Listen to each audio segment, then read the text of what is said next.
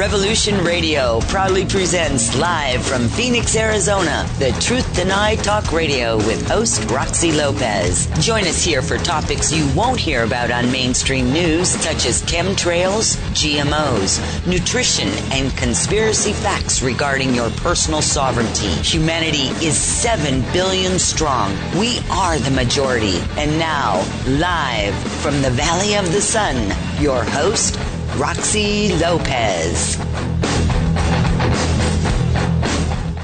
And a very good evening on a Tuesday, May 21st, 2013. Thanks for joining us tonight. Chat room, hello, how are you guys doing? And I just want to let you know with our guests this evening, if you have any questions, as usual for my show, I always ask that you post your questions in the chat room, and we'll get them on the air for you and get them answered, hopefully. As well, I want to address the Truth Denied website.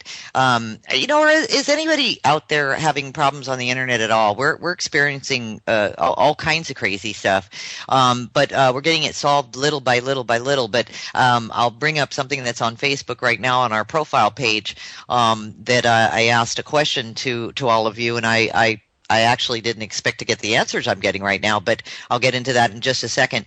On the truthdenied.com webpage, website, I should say, always, our guests are always linked up, their articles, any seminars they have coming up, their contact information, and of course a bit of a background and what the show was about. So you can always go to the schedule page if you want to look at future guests or guests that were already on. Guests that were on the show in the past are all archived on that same page. So it's real easy to find, real easy to get to all the information. We always do an article for the guest so that all the information that the guest spoke about during our show is categorized. And again, the information for contacting the guest is all available in those articles along with the 2-hour show. So with that in mind, just reminding all of you that Revolution Radio is a volunteer program. In other words, all of the hosts are volunteers, as well as all of the producers. I want to say hi to my producer tonight, Thomas. Hey, Thomas, how you doing? Good evening. Great. Thanks for being here. And I couldn't do the show without Thomas. My right hand is what Thomas does for me. So appreciate that. And of course, Revolution Radio counts on the listeners to donate to keep us on the air. And believe me, Revolution Radio is the place if you're going to donate, because we are now number 2 in internet broadcasting for talk radio. And that was not an easy thing to do. And I've got to thank our owner, Hawk, or Mike Wrigley, as we do call him affectionately, Nighthawk, for making that happen. We now have Studio A and Studio B, so we're bringing on more hosts so that we just the truth just keeps on coming. Of course, I'm always in Studio A, and if that changes, I will certainly let all of you know. Again, all the links to our guests are on thetruthDenied.com. Easy to find, easy to peruse.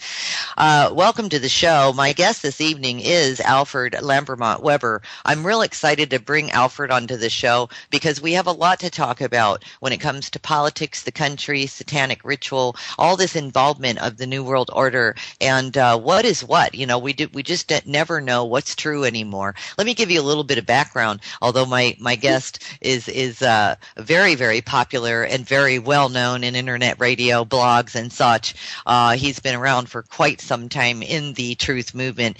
Alfred is a futurist whose book Exopolitics founded the science of intelligent civilizations in the multiverse and expresses a positive timeline for Earth. Alfred's 1974 book, The Age of Cataclysm. Everybody, if you don't have it, go to their website and get it, exopolitics.blogs.com.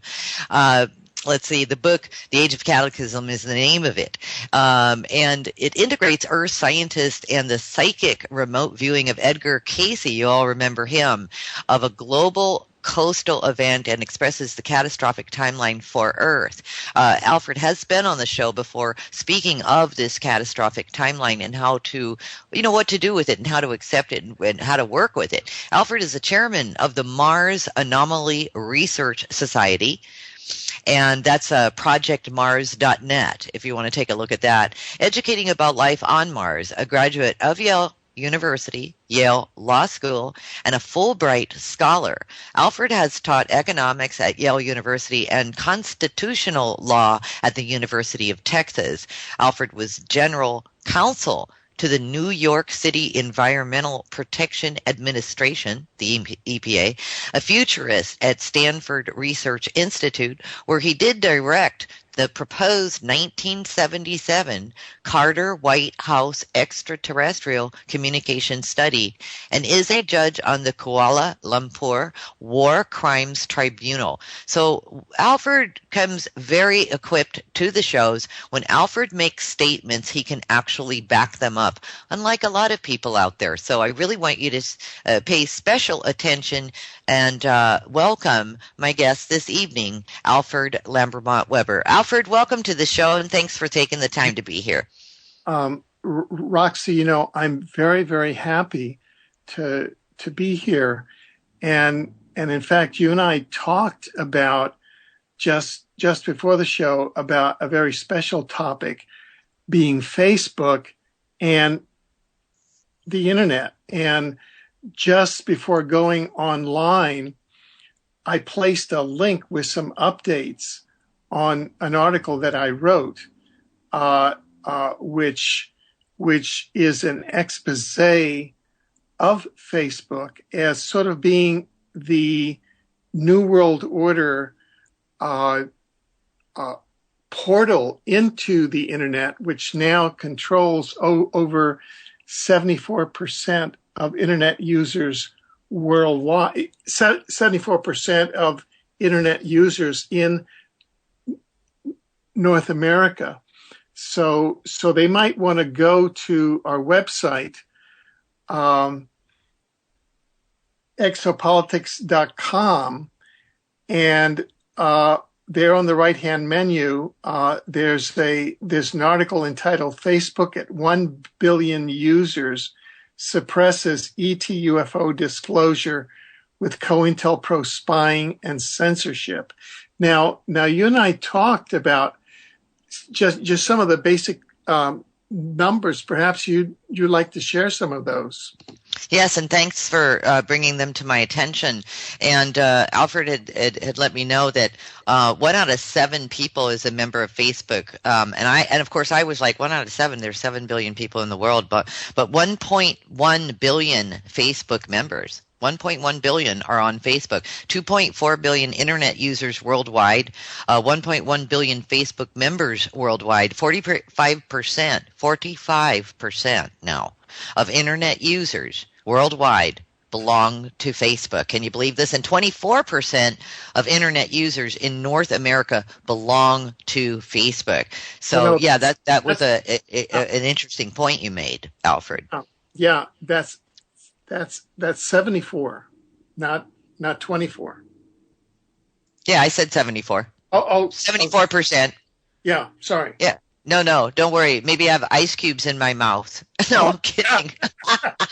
But hey, I want to say this as well. Right before we were going on about 30 minutes ago, I posted, because I was having problems too, and you and I hadn't told each other yet that we were having problems on Facebook, and I couldn't post a damn thing. And so I just said, hey, is anyone else having major issues posting anything to Facebook? And of course, we've got, I don't know, about 40, 50 likes. And 31 comments. So that's just on my profile page. And of course, people are saying they're even unable to like a post. They're unable to view a post. They're unable. Some of them were saying they can't get on YouTube today. They can't get on other websites besides Facebook as well. So thanks everybody for the comments. I'm glad that you let us know it's not just us. Yeah, no, right. And when things like this come up, the internet was founded by DARPA, the Defense Advanced Projects Research Agency. So it was founded by the Pentagon as a military project. And I can remember being in Washington, D.C., where in 1982, I arrived as a guest at Greystone, kind of a a very interesting mansion that's in the middle of Rock Creek Park. It used to be the residence of Justice Charles Evan Hughes of the Supreme Court. And I was there as a guest of the futurist Barbara Marx Hubbard. And Colonel Jim Channon, who is the, from the quote, men who stare at goats. Yes. Jim used to come by with printouts from what they called ARPANET. And ARPANET was the first version of the internet. And those were printouts of tanks and, artillery shells and troop movements. And that's what the internet was. And then the internet was released and deployed for, quote, civilian use. But at the same time, when they did that, what they call the Pentagon Office of Total Information Awareness, this is going back to the Bush days, under Admiral John Poindexter, former United States National Security Advisor to President Ronald Reagan. They set up a plan so that Facebook, by the evidence, has become a covert data mine for Facebook users' personal data and habits. And not only that, an instrument of information warfare and attack against Facebook users whose actions fall within specific clandestine surveillance guidelines established by DARPA and the United States Department of Defense Information Awareness Office. Now, your listeners can go to exopolitics.com, and right there at the top of the right-hand menu, you'll see this article on Facebook, and it goes into extreme detail on how the Pentagon and the CIA provided the capital for Facebook so that it has turned into a gigantic sort of information, not only data mining source, but an information real-time surveillance tool and mind control and conditioning tool for the global population, and specifically the North American population. Now, we might read, for example, that today on May 21st, because of certain usage problems and certain internet backbone problems, traffic on Facebook and on YouTube and other sites was very slow. However, if the rate of awareness around social issues, and let's say around trust in government and other cover-ups and exposés, which are now openly traded back and forth by the civilian population on Facebook, and 3/4 of the North American population is on Facebook now.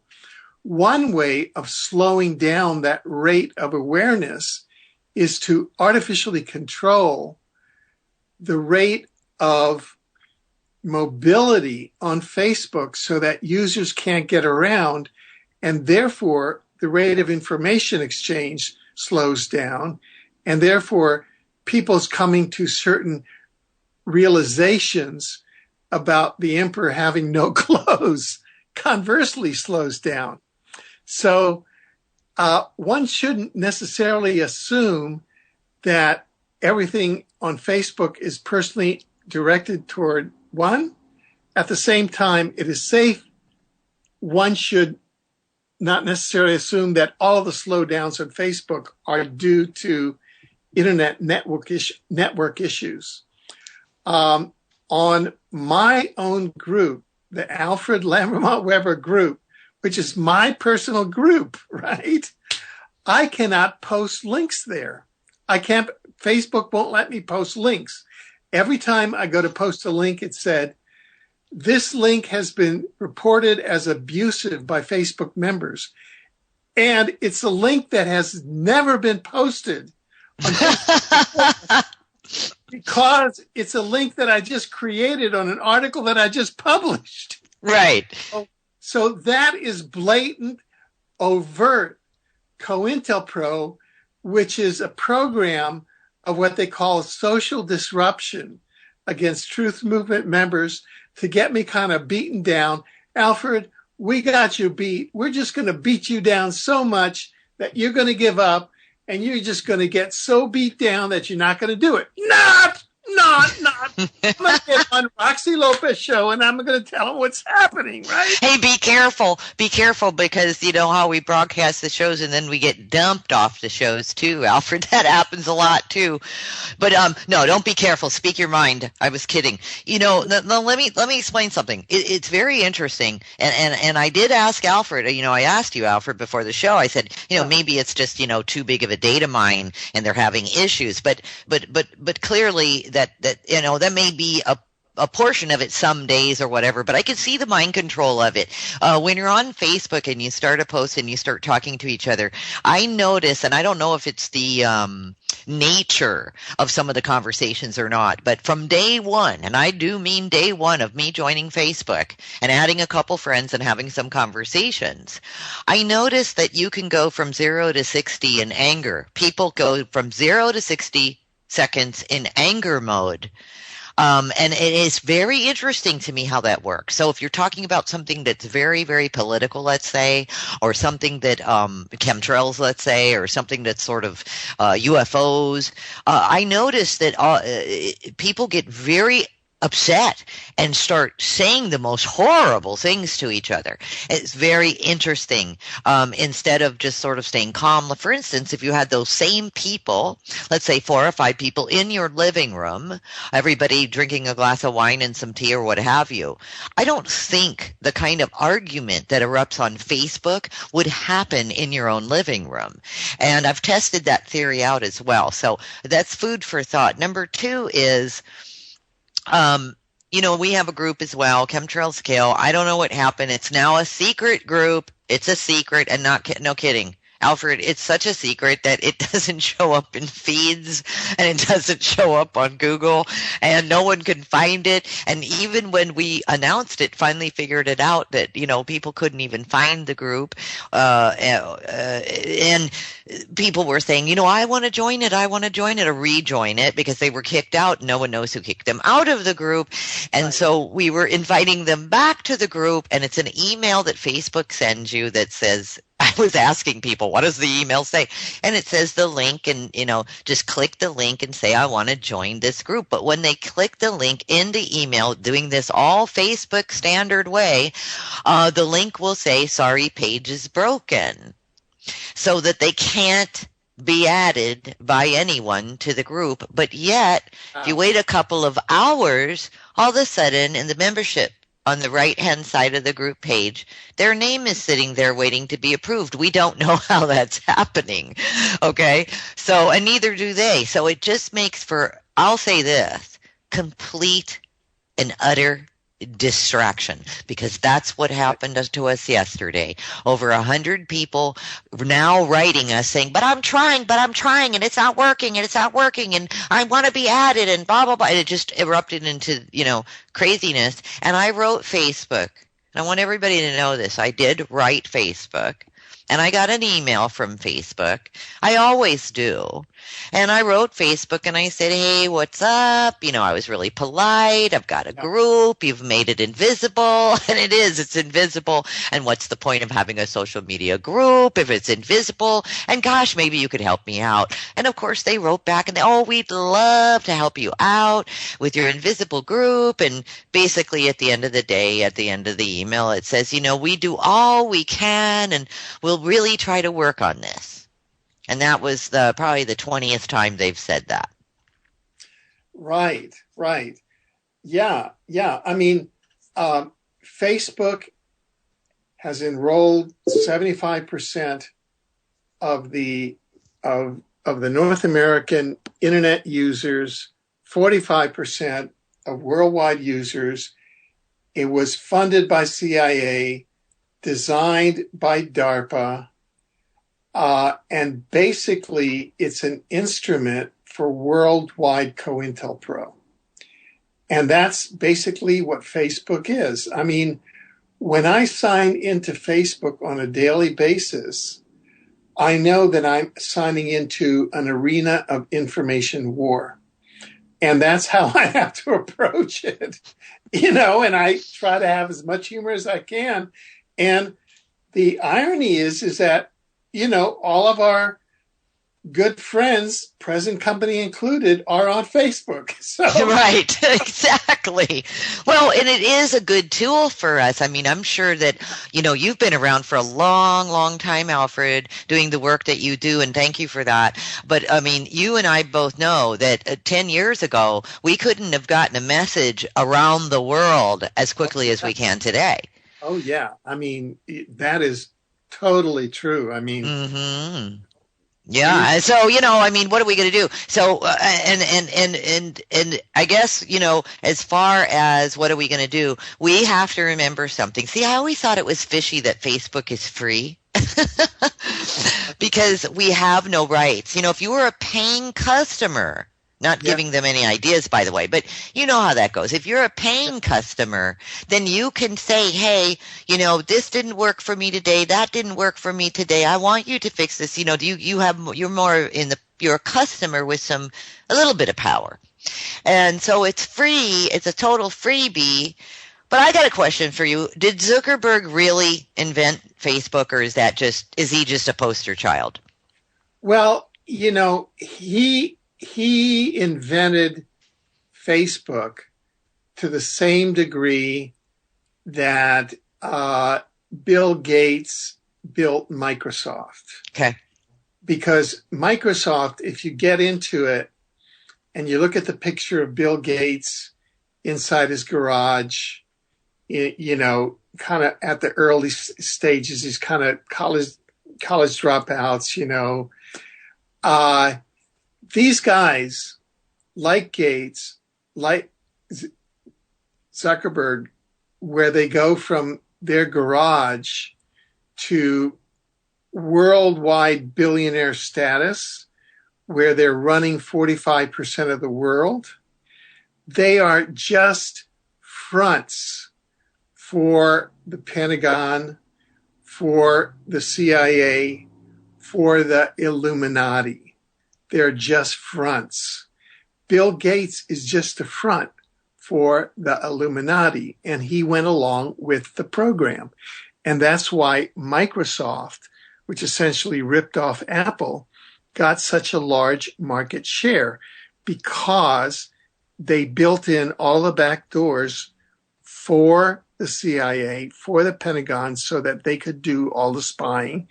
And they had the might of the U.S. intelligence military empire taking their little garage band. I mean, no, that's Apple, taking their little garage-based enterprise and promoting it around the world. Okay. Right. And that's essentially the same thing that happened with Zuckerberg. It is that, look, there are tons of brilliant people, and it's the ones that decide, hey, I'm going to become a totem for the military industrial complex. And that's what Facebook is. And that's what Bill Gates is. And, because, and so that people like Zuckerberg, it would be interesting to have a conversation. And this sort of segues into our topic today, because we could say, is Zuckerberg under mind control in the same way that we can say, is Barack Obama under mind control? And that is that, can this individual around whom a movie has been made, who's become a poster child for like here's a guy who just has it made. Is he unaware of the shredding of civil liberties, which happens on a daily basis on his site? Is he unaware of the penetration that happened with CIA?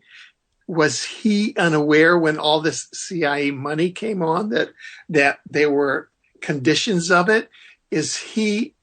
And again, thanks for tuning in this evening. And chat room, thanks for some of your questions, and we will be getting to the questions. Again, in light of Zuckerberg or anybody else that might, or Bill Gates or whoever is under some kind of mind control or has invested into the Illuminati on the back door, getting paid to do so, and then become ownership of planet Earth, so to speak.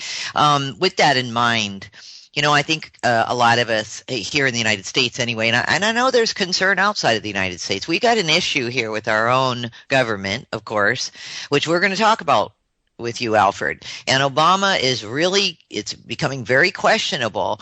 One of the things that he recently did, amongst a million other things, but come on, people, when he signs a law into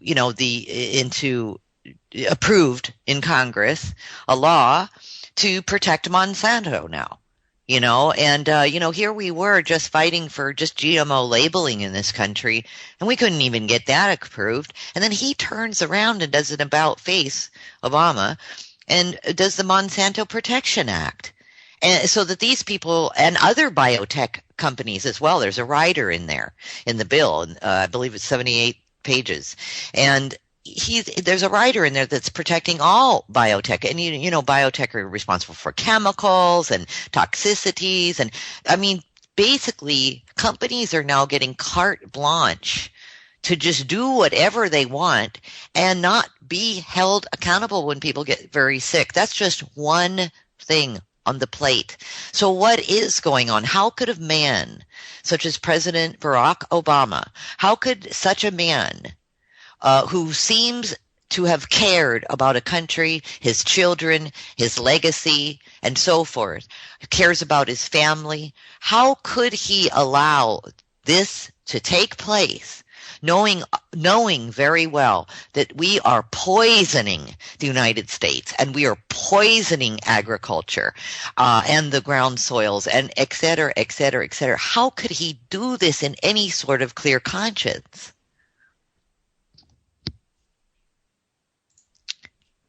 Alfred, are you on mute?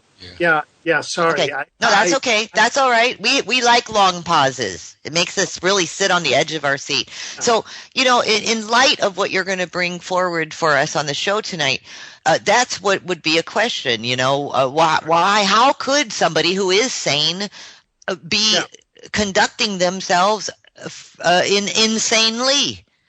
Right. And that is a question, that is a key question, which for me, I came to a head during the 5 days, April 15th to 19th, 2013, of the Boston Marathon false flag, which was conducted with a technology that now has been identified as, quote, police-created reality, in which they have actual actors that go on to the street and they act out that they're victims, but they're all part of the false flag.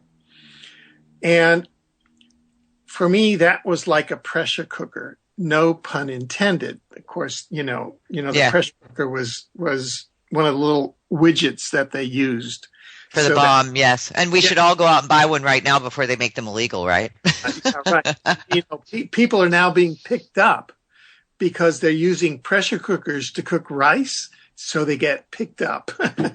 Oh God! Yeah, really, there was a man of Arabic extraction, a young student who was cooking his rice in a pressure cooker, and and he was arrested. Oh my God.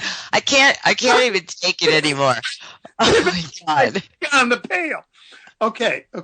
So during this week, I had one of these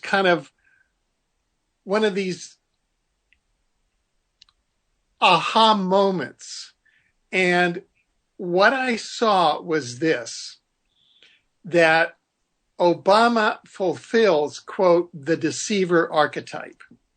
You know, like you asked, how can a man do this? Well, he can if he's fulfilling the deceiver archetype. If somebody's deceiving you, that's what they do. They deceive you. And in that week, I wrote a 10,000-word article, which includes PowerPoints and videos. And the PowerPoint now, over 20,000 people, I think over, in fact, let me see what the latest count is. But right now, over 21,000 people have seen that. And it's called How the Intelligence Legend and Manchurian Candidate Barack Hussein Obama Was Created.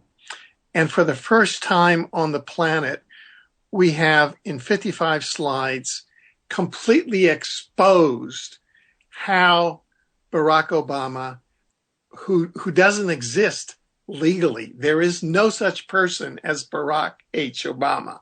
That person does not exist legally at all. The person in the White House is a fiction. It's as though you have a movie script and there's a character in that movie script called Barack Hussein Obama. And there's a movie script in virtual reality going on in the White House. And they got a black guy called Barry Soetoro, who's now acting in that film. And that's what's going on. And so what I did is I wrote this article, which is called Identify the Perpetrator: How the Obama Fulfills the Deceiver Archetype and Why It Is Important to Expose Him Publicly. And in any kind of an abusive relationship, be it in an abusive personal relationship, in an employment relationship, in a relationship that a nation has with its government, until you identify and name the perpetrator and say, I name you as the perpetrator, the road to wellness, back to wellness, does not begin. And so in that week, I took 5 different aspects and I said, the individual publicly known as Barack Hussein Obama is a reasonable candidate for fulfilling the deceiver archetype on at least the following grounds, prima facie evidence for which is set out in this article. Number 1, he has practiced in institutional deception since adolescence.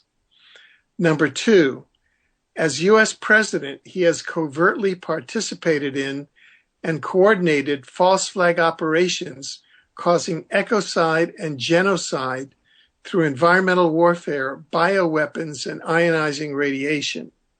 Number 3, he was elected to the highest political position of U.S. president by mass deception. Number 4, as U.S. president, he has covertly participated in and served as public capstone for false flag strategic deception operations intended to deceptively deprive U.S. citizens of their rights under the Bill of Rights, including their right to bear arms, and ultimately to depopulate and enslave the U.S. population. Number 5, he covertly and intentionally serves as an archetypal deceiver asset of an international war crimes racketeering organization intent on installing a global police state known as the New World Order. And he owes primary allegiance to the New World Order crime organization. And that's how I begin this 10,000 word article. Well done. Now, with that in mind, those are pretty amazing statements, right? They're pretty easy to read. They're pretty easy to understand what you're saying. And then I guess you back up those statements throughout the rest of your PowerPoint and et cetera. Yes. And obviously then some backtrack, history on the man, et cetera. And I know that you have been doing that for quite some time. Now, with that in mind, is he the first president of this type, or have there been others? I just want to establish that. No, this actually started in earnest with the coup d'etat that occurred on November 22nd, 1963, with the assassination of John F. Kennedy, which was the first major false flag operation in our era. And that's when essentially what I call the International War Crimes Racketeering Organization, some call it the Satanic Illuminati, some call it the Bloodline City of London Bankers and Satanic Monarchies. There's all sorts of kinds of names. Some call it the Power Matrix or the false matrix. That's when there was sufficient momentum for that organization to eliminate the last authentic, that is, non-member of this body. And since then, especially since 1971, when DARPA and the Central Intelligence Agency developed, and this is all documented in this article as well, developed quantum access time travel technology, by which, starting in 1971, they were able to pre-identify all future U.S. presidents. And they pre-identified Bush Sr., Clinton, Bush Jr., and Obama. And they not only pre-identified them, but they informed them, and they enrolled each of them in secret presidential training programs and grooming programs, so that essentially the CIA took over the presidency. And U.S. presidents became CIA operatives. And the U.S. does not have a constitutional president anymore. It has a CIA government. And my experience is that the U.S. Congress as well has been taken over by the CIA. And as a practicing attorney, when I was trying cases, I can tell you that my experience, and you can read my book, The Levesque Cases, which is available on Amazon.com, that the U.S. courts up to the Supreme Court are controlled by the Satanic Illuminati, and there are very few judges that are on there that are not controlled in that way. So that the dream or the vision of the founding fathers of the United States, in my opinion, but not only in my personal opinion, in the opinion of such authors as Christopher Story, and your listeners can go to exopolitics.com and download for free Christopher Story's book, The New Underworld Order, which is a 750-page book, extremely well researched. showing that the United States was founded as a Luciferic and Satanic nation by the founding fathers, quote unquote, all of whom were Freemasons and Luciferians. And that when the reverse seal of the United States was put on the US dollar in 1933, where it says, "In God we trust," the God of referred to there is Lucifer. It's not the God that we know. You know, people say, "Oh, look, it says, 'In God we trust' on the back of the money. It must be a great nation." Well, no, that's not what the controllers of this nation and the founders meant. It was a Luciferic nation. And you can tell that from the first Constitution where they said, you know, and all men are endowed and equal. Yeah, if you happen to be white, male, and propertied. And everybody else is either a slave or can't vote or, you know, be gone. And it took a lot of blood and years, even for African American people to be treated as humans, whereas slavery had been abolished in the British Empire decades before. So, and all of the founding fathers had deliberately, as Freemasons, built their homes on the ley line crossing and on the sacred Indian mounds that were 1,500 to 5,000 years old. And that's why it's Mount Vernon. They are what is called mound grabbers, because they went and would found the mines and appropriate the sacred energy of the mounds and build their houses there. And Mount Vernon of George Washington, Monticello, they genocided the Indians and then took over their mounds so they could take over the energy of the grids. And we were at the Free Your Mind conference about a month ago in the center of Philadelphia, with Independence Hall, with the Quaker Meeting Hall there, and we had a presentation and were shown how all of these sites were built on sacred Indian mounds by the mound gritters, who were the founding fathers, who genocided the Native Americans and took over all of their mounds.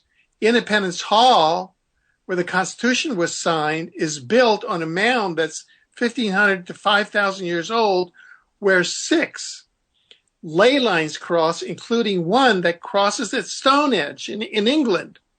And we went there during Free Your Mind, and we did a group meditation there to send the energy in to release some of the negative energy that had been put there by the founding fathers of the U.S., who founded a satanic and Luciferic nation. And that's why the U.S. is the nation that has dropped the atomic bomb on another nation, on Hiroshima, which was the Christian center, the religious Christian center of Japan. And the reason that they did that was that the developers of the Manhattan Project were the satanic Illuminati, funded by the City of London bloodline bankers. This is a religious war, and the United States is the front for it. And that's why the United States is bombing the world with depleted uranium weapons, is behind Fukushima, is behind the BP oil spill, with a figurehead president who's totally manipulative and whose Department of Energy was involved to the gills in the BP oil spill and in Fukushima. So that is what the reality is, that the U.S. population and the world has once again, by the satanic Illuminati, using the dollar bill, in God we trust, been hoodwinked at a mass level. And that's the mass mind control which has been going on. Now that's scary. That is really, really scary. And of course, this is not the first time probably any of us listening have heard this, and maybe there are some people who are dropping their jaws right now. But I've got another question. In the interim of this, and I do mean in the moment, I suppose. A, has the American public ever been free? And B, if we were to become free, how would we do it?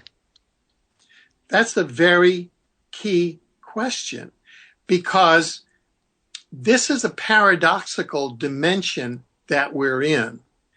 And probably there's no greater or more courageous, in my humble opinion, collection of starseeds than in the U.S. And there are many collections of starseeds now throughout the planet, ranging from China to Russia to the European Union to South America. All of us have incarnated here at this time to break through and to transition toward a positive future and to deconstruct the New World Order, which we are doing. And so that is a process which is occurring at our time at multiple levels. And I can go through a number of those levels now, if you wish. I would love that, Alfred. I think it would be absolutely necessary to do that, as a matter of fact. Oh, okay, great. If we start from the top up, we know that our universe, the particular universe that we're in, is one universe among many in the multiverse. Science knows that there are multiple parallel universes in the multiverse. It doesn't know how many, but it knows that we are one among many. Now, there are many researchers, and I've seen photos of the entities that they're talking about, archons, that are now talking about the role of archons, which are inorganic, negative entities that thrive on duality consciousness. Duality consciousness is I win, you lose. It's the polar opposite of unity consciousness, which is I win, you win. We are one. So some of the theories at this time with regard to the archonic presence in our universe is that at the very time of the very creation of our universe, something went wrong, and that there's a flaw in the design, in the very design of the universe that we're in, and that somehow the archons, or an archonic presence, became involved in the creation of this universe that we're in, such that it's populated by archons that have duality consciousness. And that's why there's a huge presence of galactic wars, of galaxies like the Milky Way galaxy, where there's a quadrant of this galaxy where we had a rebellion like on this planet here, out of which we're just starting to come out, combined with a attempted takeover that we're just trying to fight back now of the Draco reptilians and the Orion Greys, i.e., there's something inherent in the nature of this universe itself that it has archons in it. Some of the theorists say that it wasn't the universe itself that was created that way, but rather that there was a portal to our universe which was accidentally opened, which allowed archons to come in. Anyway, that's a subject of further of further research. And a lot of the leading researchers in this area are people like John Lash Lamb, Laura Magdalene Eisenhower, and others. But archons are a key component of what I call the dimensional ecology.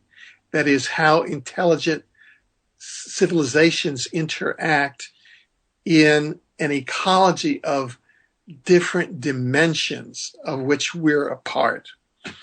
At a second level, there are spiritual entities which are affecting us. In the case of our reality here on Earth, most especially what we would call diabolical entities, that is, negative spiritual beings that have historical names like Lucifer and Satan. The historical accounts for Lucifer and Satan were that Satan was a lieutenant of Lucifer, and they are evolved enough kind of extraterrestrial beings where they are more spiritual beings than they are ETs. And they led a rebellion in this quadrant of the galaxy against sort of the central administration or order of Source. And because the central concept of the archonic reality is separation from Source or separation from others. And so the Lucifer rebellion, which this planet is still at effect of, is the essence of it is separation from Source or separation from others, which is why this planet is in a functional quarantine from the rest of organized universe society, which we're now being welcomed back into. We're working toward coming back into being part of galactic organized society with the Pleiadians, the Alpha Centaurians, and other members of organized galactic society, providing that we can get through this period and become harmonized with positive values, moving out of war. And thanks again for tuning in. Our guest this evening is Alfred Lambremont Webre, for those who have just joined the show. Alfred, I do have a couple of questions that came out of the chat room, if we can just nail them one by one real quickly. Thank you. Let's see. PLISKIN 619 asks, ask Alfred if he has any info on Bilderberg teaming up with Google. Okay. Well, it would be quite natural, and in fact, it is quite logical that already, in order to get to the position that it has, Google has had assistance from members of the Bilderberg group, because Bilderberg is the infrastructure of the New World Order. And Google is a very well-funded and sophisticated implementation of the New World Order. Now, New World Order is a double-edged sword in this state, because people can say, Gmail is, from a technical point of view, it's great. It's free, and it has all these advantages. And yet, on the flip side, Gmail and all of the other Google apps, including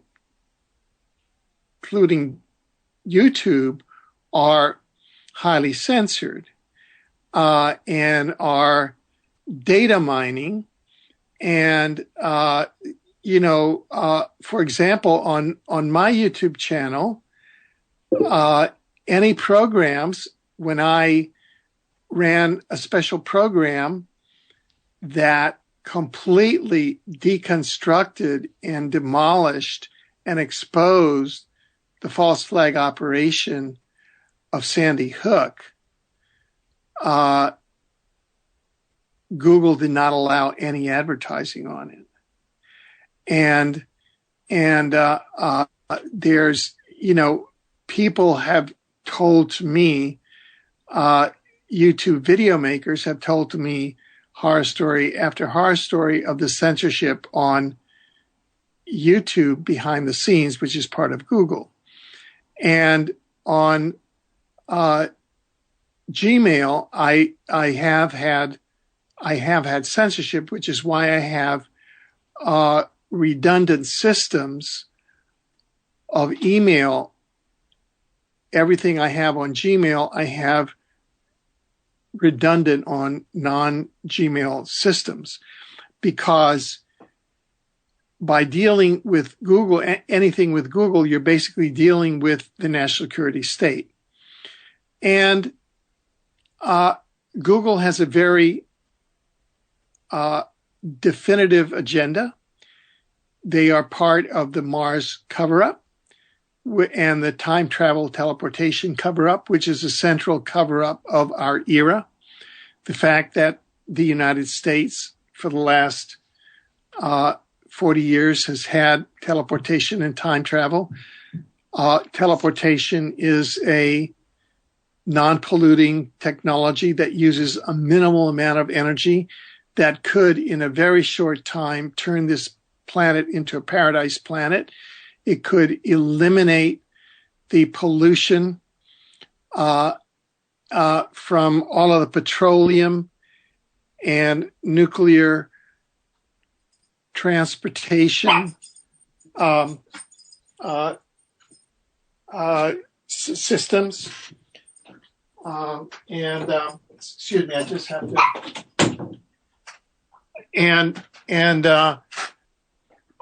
Google is part of that cover-up. Google is part of the cover-up that the U.S. has had facilities on Mars for the last 30 years, and now has bases on Mars and has settlers on Mars, and is in the process of colonizing Mars in contravention of space law, in contravention of international law, in contravention of Martian law, in order to, as the United States always does, to appropriate Mars as it appropriated Puerto Rico. It tried to appropriate the Philippines. It appropriated Guam. It tried to appropriate Cuba, i.e., it's always functioned under a system of manifest destiny, such that Mars would be the 51st state. That's the essential strategy of the U.S. toward Mars. So now it's a deep state secret that the U.S. has settlers and colonies on Mars, so as to satisfy the legal requirement that you have settlers there, put your flag up, and then it becomes your territory, and then you own all of the minerals, and you own you own the nearest inhabited planet to Earth.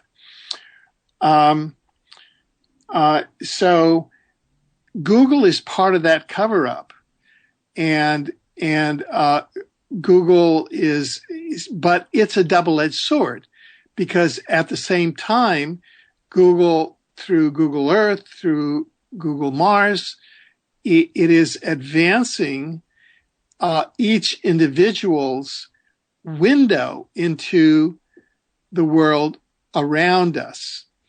And but it just goes along with that last step of CIA spy non-transparency and keeping all those national security secrets. And that's where I get off that bus. That's where I get off the Google bus. And for example, Regina Dugan, who was Barack Obama's first woman to become head of DARPA, the Defense Advanced Research Projects Agency, and also was part of the 1980s CIA Mars jumper program that went to Mars with Obama, with Andy Basiago, with Brett Stillings, and with Bernie Mendez, and with Mary Jean Eisenhower, the granddaughter of Dwight D. Eisenhower, who has been to Mars and was part of that program.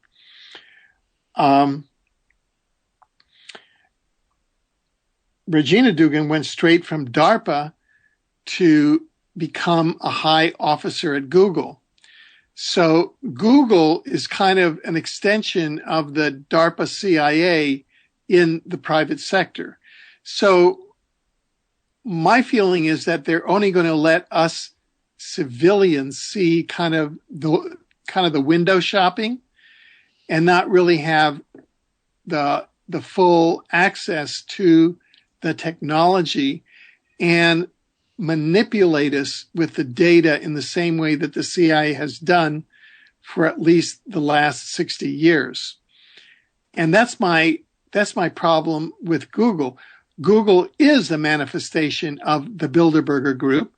The Bilderberger Group was founded by Prince Bernhard, and I just had an interview with Kevin Annett, the acting secretary of the International Tribunal into Church and State, 2 or 3 days ago, in which he stated that he has spoken to a woman survivor of satanic ritual abuse, in which Prince Bernhard,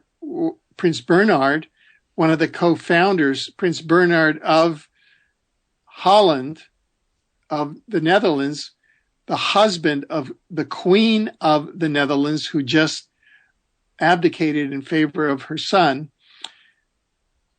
That co-founder of the Bilderbergers was the one doing the satanic torture of this woman, so that the Bilderbergers are a satanic group, and they and Google is a brainchild of the Bilderbergers. I'm sure that Google could not have gotten to where it is without Bilderberger backing.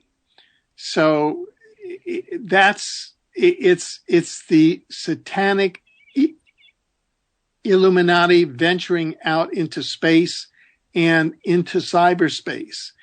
And so we in the Truth Movement have to really call them out publicly. They may have a cool image. They may have an office rule that you can only drive beaters to work. They may have a great food program for their staff, but at the same time, that does not excuse the spying that they do on their customers, the political censorship that they do on their clients, and the information censorship that they do on the world population, in my humble opinion. Right.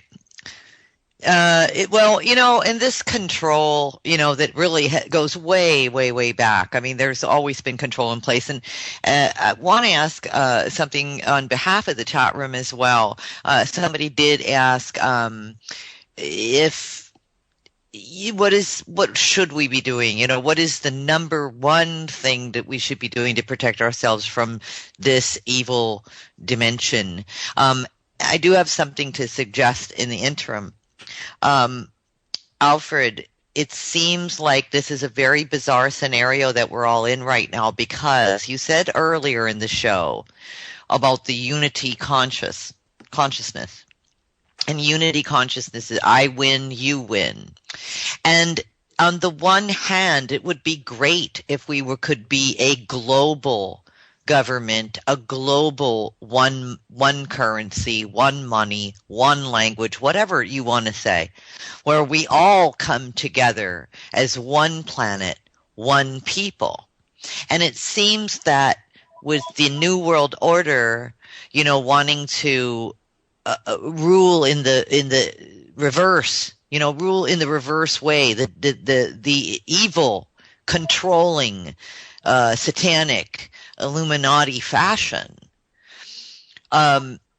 it works against us as a planet, human beings, to want to unify and all become one with our brothers and sisters. It seems, in other words, that it serves those who are trying to control us for us to actually come together, we the people of the world, to come together in unity. It serves them because we keep showing up in all the same places, and those who watch over us or control us or deceive us, no matter which move we make as 7 billion people on the planet, it all serves their agenda. Right. So that there are various conditions that would have to be met before we can have a truly free and liberated planet. And because if we have a one world government with, number one, the current forms of representative government or monarchical government or communism, communism is a social invention of the Illuminati, who sponsored the Bolsheviks. That was done through the Skull and Bones and in the Russian side, and through Vladimir Lenin, who was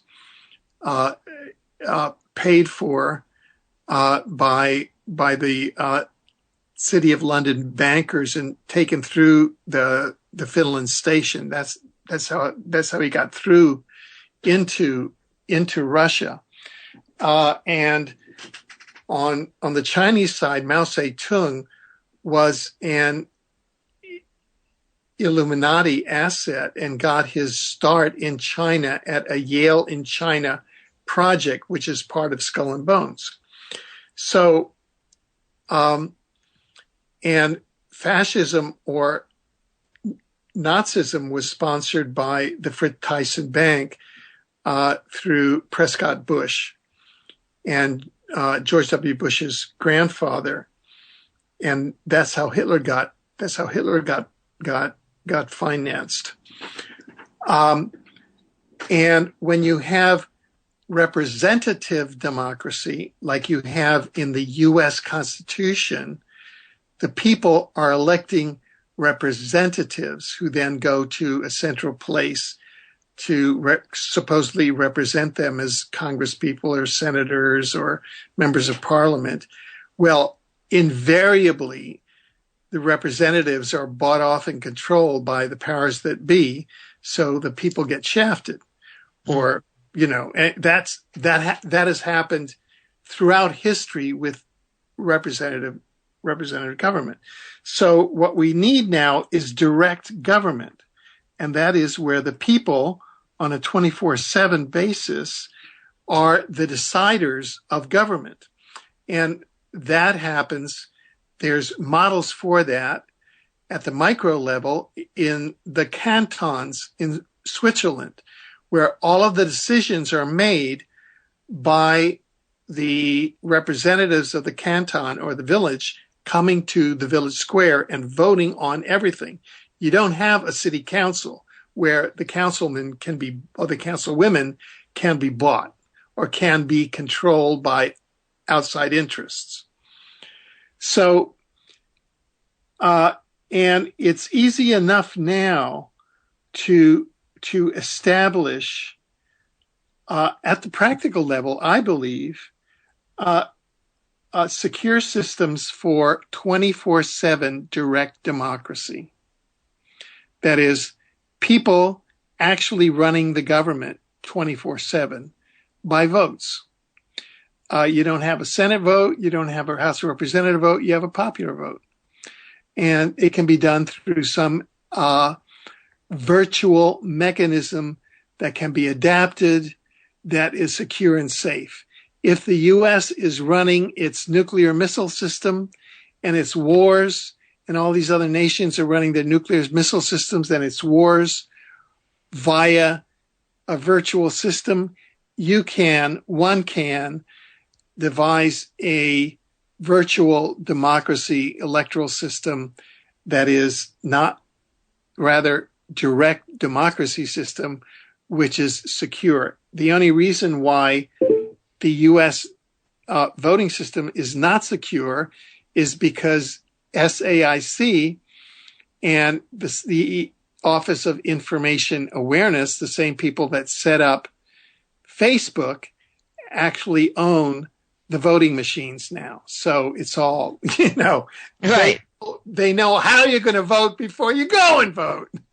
And then once you vote, they put your vote in an algorithm so it all comes out. So it comes out in the wash. No, it's pathetic. It's absolutely pathetic. Yeah, no doubt. Okay, so okay. So one condition, I'm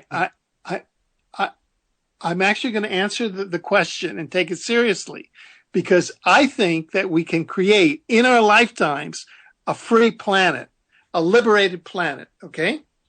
Number one, direct democracy implemented virtually.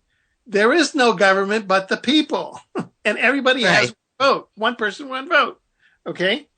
Number two, you abolish the money system. You abolish the Federal Reserves. You abolish all banks and all central banks. Okay. And money becomes a public utility like water or electricity. And if people need money for their creative projects, they go to the water or electricity department, they go to the money department, and they get money for their projects to get going. And there's a guaranteed annual income of X amount for every person on Earth. And we know that that's affordable. All the numbers are there. We can show you studies where people can be given, millions of dollars a year, because we're all billionaires, because it's all concentrated now in 13 families of the Illuminati. So we can create a paradise planet, number one, by direct government, number two, by money, and number three, by dismantling one industry, which is called the industrial activity known as war. Okay?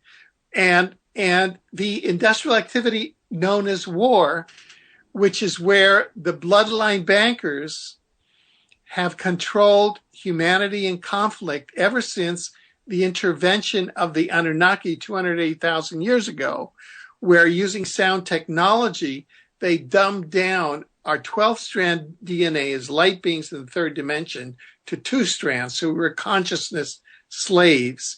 And then they manipulated us and have the way you make money off of war is that you control both sides of the war and make money off the middle. You sell arms to both sides of the war, then you demolish both societies, and then you make money on the rebuilding of the society. That's what they want to do to Israel now. First of all, they set up Israel to fail.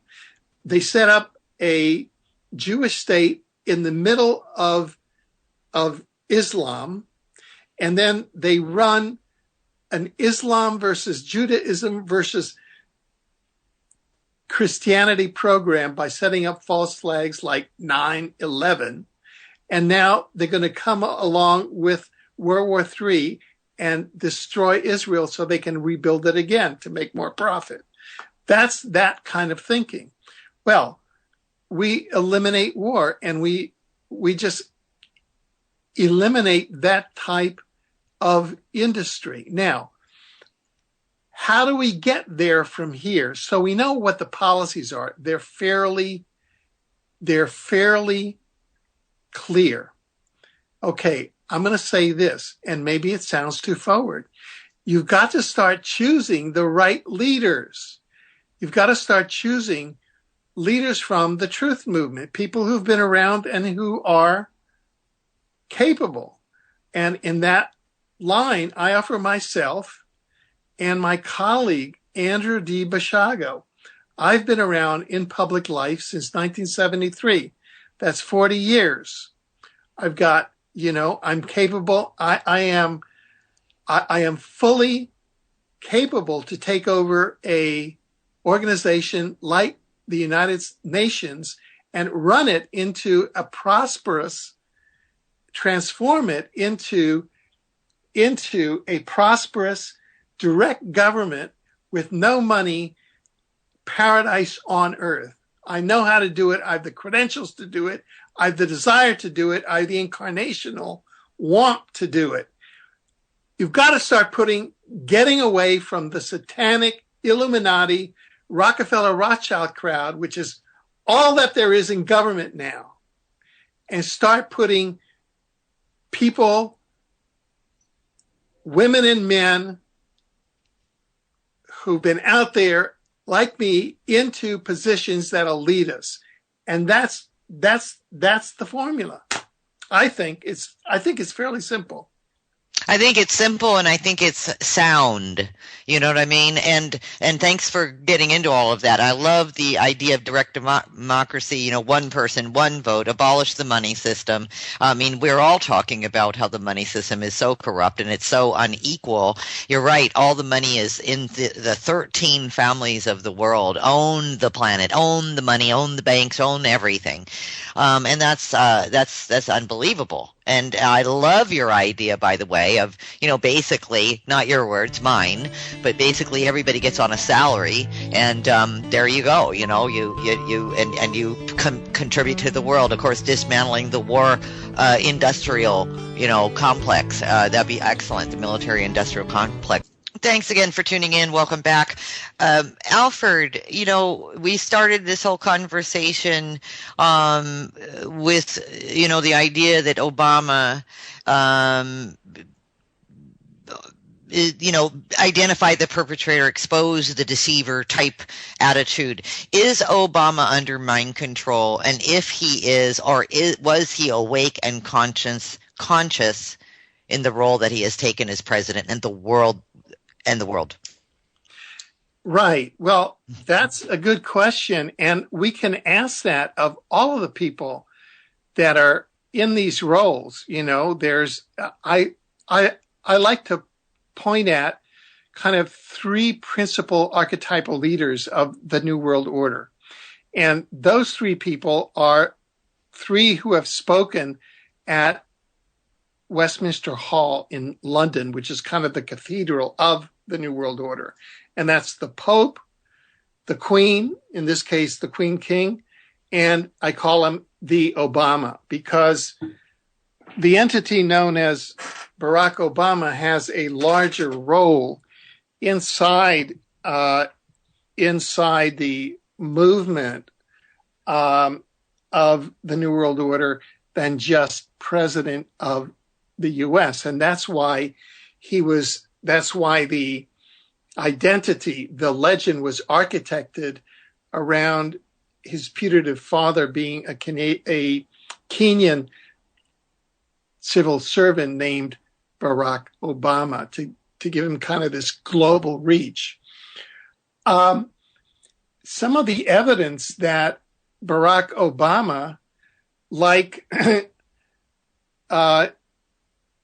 George W. Bush, who was raised probably under trauma-based mind control in a family, that of George H.W. Bush, where George H.W. Bush implemented the MK Ultra and Monarch trauma-based mind control programs as CIA director. George H.W. Bush, Bush's father, is really the man responsible for implementing the New World Order and the mind control empire inside the U.S. and for rolling out such programs as gang stalking, where people report that gang stalking in the U.S., where, normal people are targeted by these hordes of New World Order people who actually have surrendered their sovereignty And when they are gang stalkers, they are actually being controlled through police antennas by electromagnetic signals coming from a computer. And we know that because in certain instances where there was gang stalking going on a university campus that was controlled through police antennas, and there was a sudden power failure and the police antennas failed, the gang stalkers suddenly came out like they came out of a trance, were confused, and they scatter like cockroaches. Wow. So, yeah.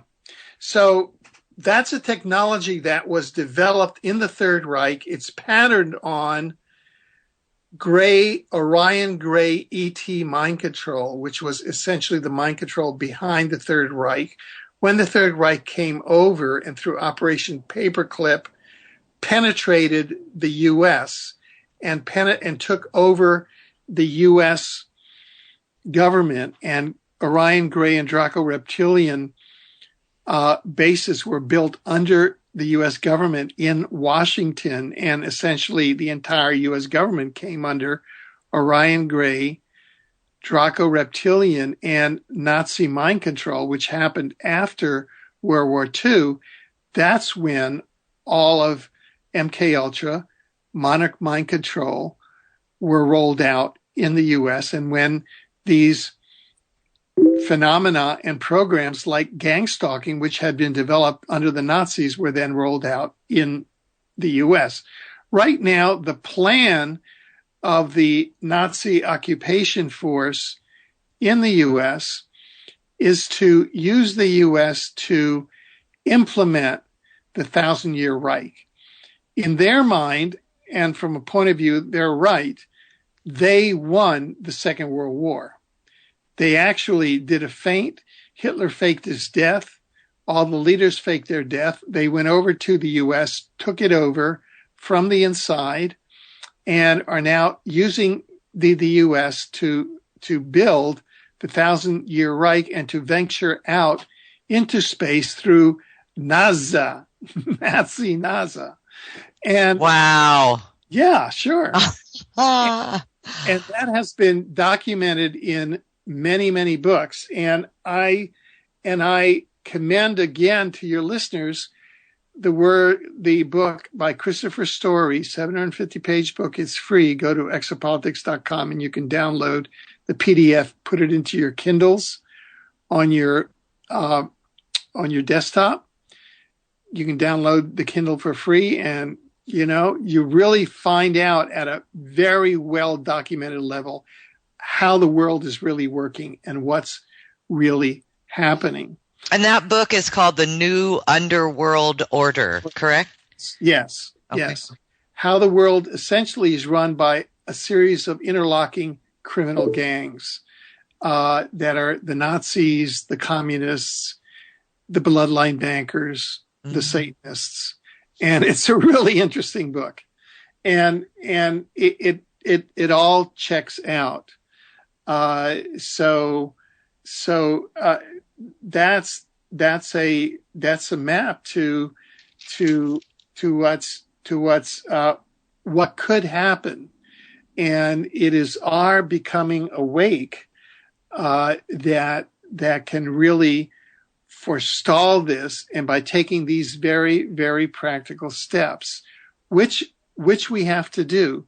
And we know that as starseeds that there are incarnation patterns now, that we have allies at all levels of the system. At the topmost level, at the archonic level of the universe, that was a significance, December 22nd, 2012. At the interdimensional portal at the core of our universe, starting in the end of October 2011, we have, their books were written on it. There's waves of unity consciousness are now being broadcast into our universe, making duality and projects and consciousness built on duality more difficult to function. And that's why this is being halted from the top down.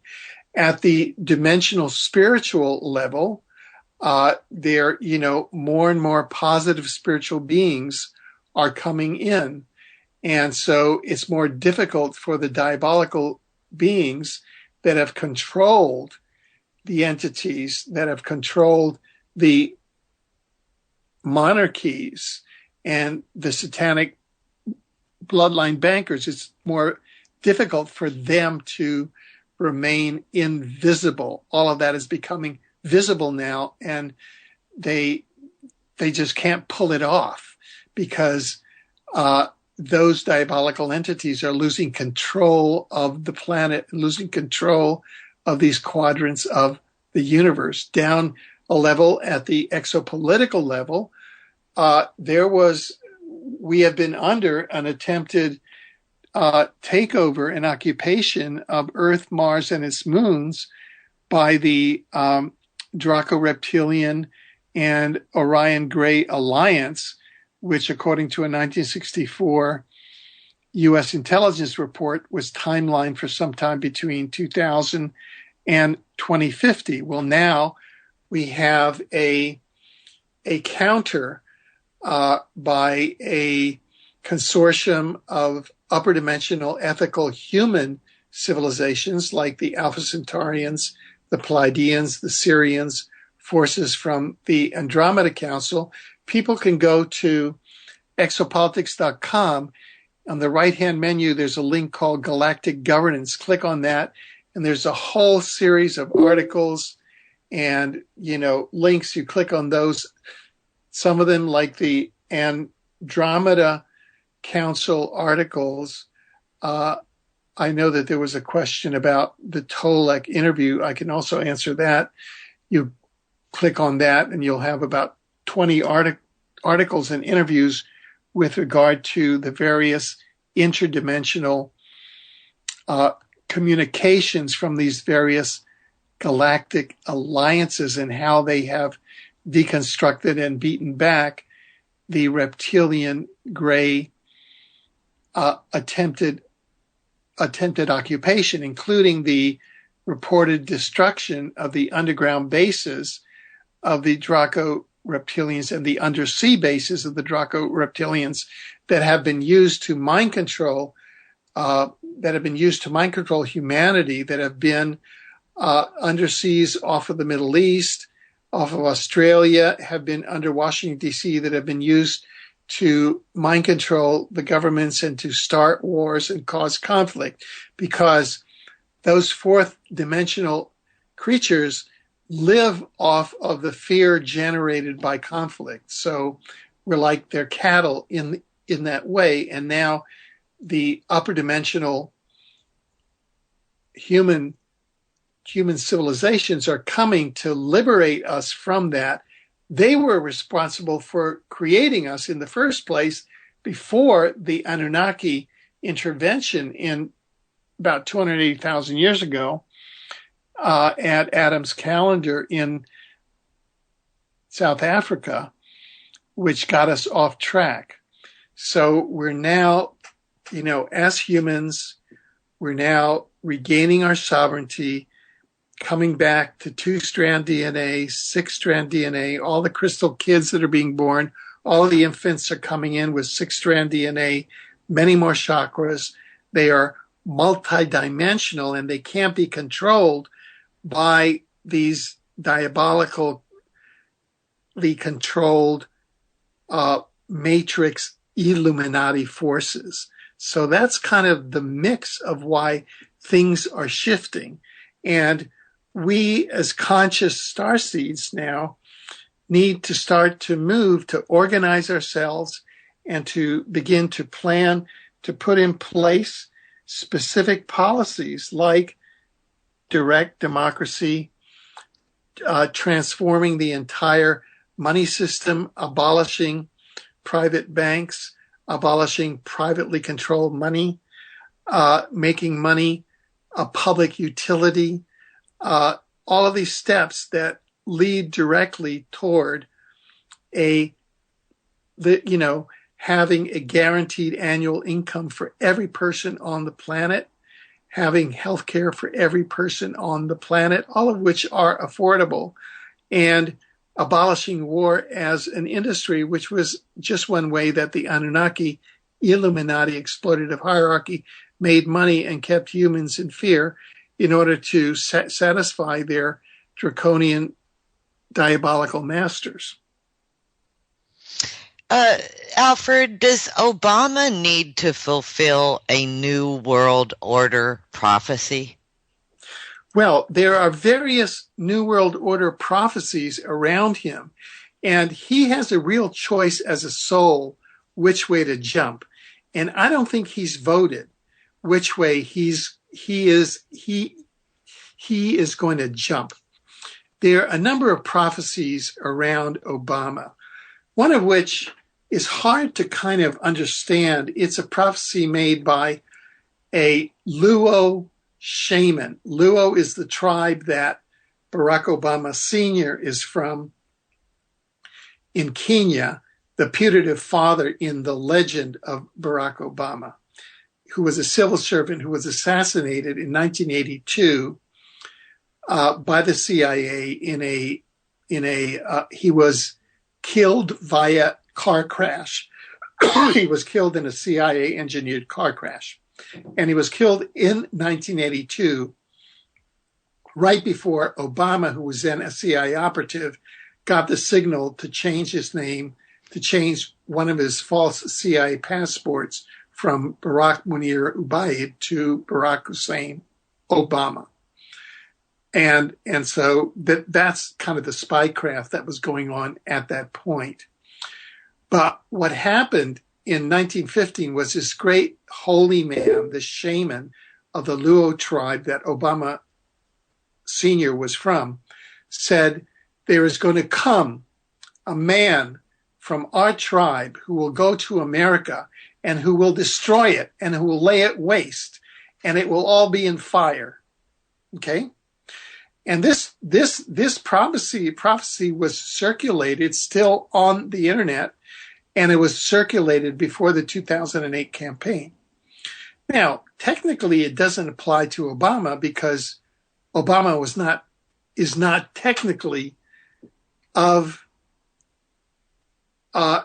technically a Kenyan, but maybe the shaman was looking at a catastrophic timeline in which this phony Kenyan gets up and he leads America into a hard future because he is a mind control puppet and he is a legend.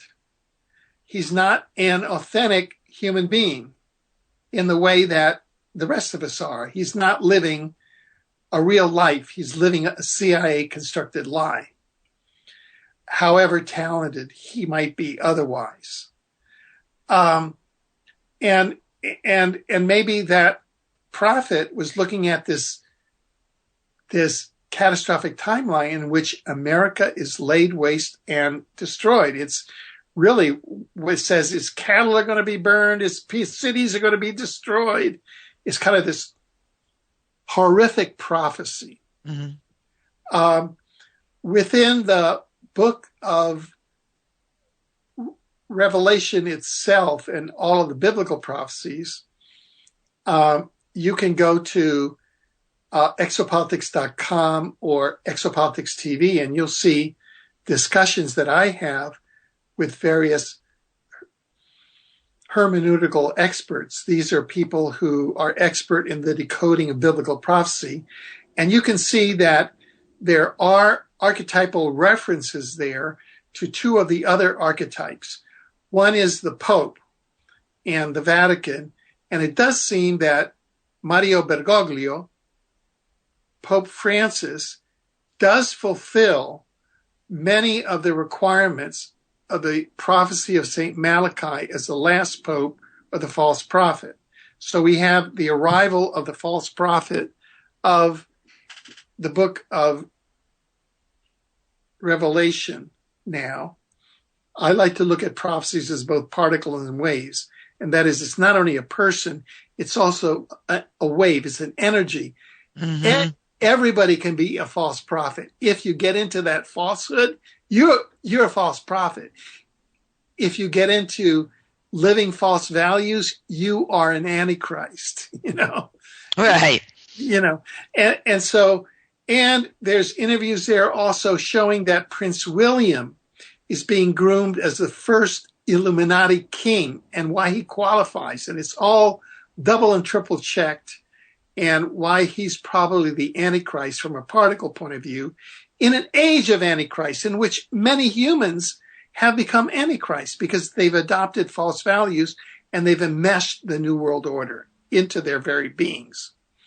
Now, Obama fulfills in that sense, if his soul chooses to go that way, fulfills kind of in the same way that Jesus had a Saint John the Baptist, yes, a forerunner. Obama is like a forerunner of the Antichrist. He's a global Antichrist figure. In that sense, in the way that King William would be the first global king, Obama would be a contender for the first global president of the New World Order. And while implementing the New World Order in the same way that he has done in the U.S., signing every executive order. Now, is Obama under mind control? Well, here's how Obama might be under mind control in the same way that George W. Bush was. You can go on the internet, and Obama spoke in Westminster Hall on May 24th, 2011. I remember that date because May 24th is my birthday. It's Queen Victoria's birthday. It's celebrated here in Canada and many Commonwealth countries as the Queen's birthday or the King's birthday, wherever you happen to be. Now, when Obama went in, you can see on the videotape, they have all of the Church of England archbishops greeting him, and they're doing MK Ultra hand signals on him. Obama gets knocked out of his body, gets bewildered, and he signs the wrong date on the guest book to the point where his wife becomes, kind of alarmed that he signed the wrong date, and that becomes a news item. And so that it's not so much that he signed, and Obama himself remarks about it and makes it part of his speech. But what triggered his signing the wrong date were the MK Ultra mind signals done on him, which leads me to believe that he has MK Ultra handlers even in the White House that kind of lead him along. And as part of doing that study, people who go to the PowerPoint in the article on exopolitics.com, the 10,000 word article that says, identify the perpetrator, is Obama the archetype of the deceiver? You will see there quotes from people who were with him. For example, before he gave his speech, his acceptance speech, where they had the same colonnades from Berlin that the Nazis used, these kind of Greek type of things. Isn't that weird? That Obama was alone, and he went, and it's like he was taken over by this demonic presence, and he went into this altar, and monarch mind-controlled assets. They have what are called programmed altars or programmed alternative personalities that they're not aware of, and that get triggered by MK Ultra hand signals or audio signals or other things. So he's exhibited all of the personality characteristics of an MK Ultra or monarch mind control asset. Mm-hmm. So that's how the New World Order is managing him to sign all this stuff, to do all this stuff. As to whether he's going to save his soul, I don't know, because he's going along with the program up till now. Well, and that would be a question for all of us who are awake and who are in this unity consciousness already, and are doing everything to wake others up and bring people to the party, so to speak. Is there anything that we can do for Obama? I keep on trying, but like just a couple of days ago, there was a 60-page paper released, which I published on my at exopolitics.com, which you can go there and download for free. And it shows all of the advanced mind control hypnotic technologies that Barack Obama uses in his speeches. And these are very, very advanced technologies that Obama uses in his speeches. And that just wraps it up, Alfred. Perfect timing. I want to thank you again for joining the show tonight. And, of course, everybody can expect to see the article and go ahead and look at all of the information that Alfred has been talking about on the show tonight. And the links are all in the chat room. So, Alfred, thanks so much. And I'm sure I'll be talking to you again soon. Great. Thank you. You got it. You got it. And you're listening to the Truth Tonight Talk Radio. I'm Roxy Lopez. We'll see you Friday.